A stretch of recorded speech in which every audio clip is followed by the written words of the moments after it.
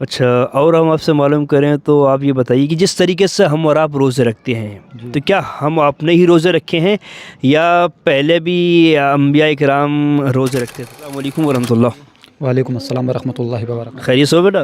ہاں روزے رکھ رہے ہو نہیں؟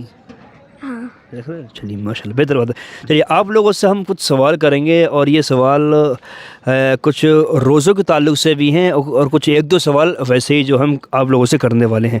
پہلے میں آپ سے سوال کروں گا، نام کیا ہوا آپ کا؟ عمران، محمد عمران۔ محمد عمران، ٹھیک ہے۔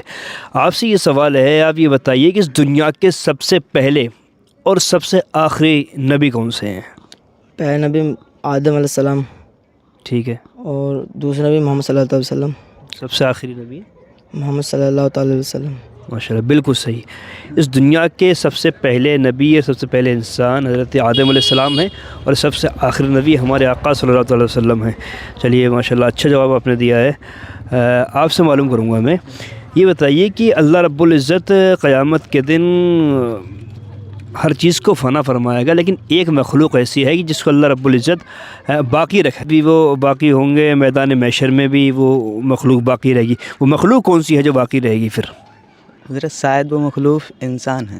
انسان ہے، ہاں۔ انسان اللہ کی ایسی مخلوق ہے جو قیامت کے بعد بھی باقی رہنے والی ہے، اور بس معاملہ یہ ہے جنتی جنت کے اندر، جہنم جہنم کے اندر۔ بہرحال اللہ رب العزت انسان ایسی مخلوق ہے جس کو اللہ رب العزت باقی رکھے گا۔ اور آپ سے مبارک ہو، رمضان شریف کا یہ مبارک مہینہ ہے، آج 5 روزے مکمل ہو چکے ہیں۔ تو آپ سے ہم یہ معلوم کریں گے، روزہ کب سے فرض ہوا ہے؟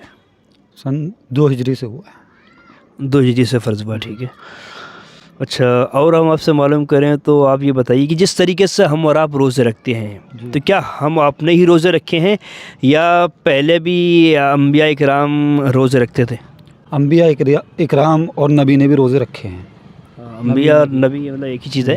ہاں، انبیاء کرام یعنی نبیوں نے بھی روزے رکھے ہیں، جیسے ہم اور آپ روزے رکھتے ہیں، نبیوں نے بھی روزے رکھے ہیں، لیکن فرق ہے، ہم میں روزے رکھنا، ہمارا روزے رکھنا اور ان کے روزے رکھنے میں فرق ہے۔ کیونکہ معاملہ یہ ہے کہ ہم اس امت پر سب سے پہلا جو روزہ فرض تھا نا، وہ محرم کی 10 تاریخ کا فرض تھا۔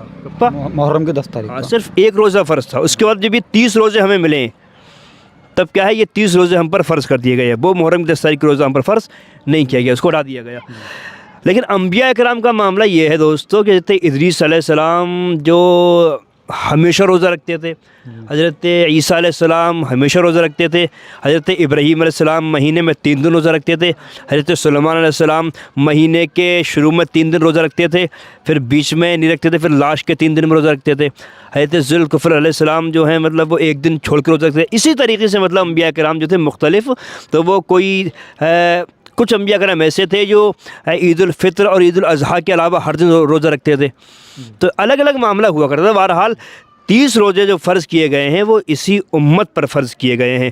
تو جانکاری ماشاءاللہ بڑی اچھی طریقے سے آپ لوگوں نے ہمارے سوالوں کے جواب دیے ہیں۔ اچھا بیٹا، آپ سے معلوم کریں گے نماز کیا ٹائم کی فرض ہے ہمارے اوپر؟ 5 ٹائم کی۔ 5 ٹائم کی۔ اول کلمہ سناؤ۔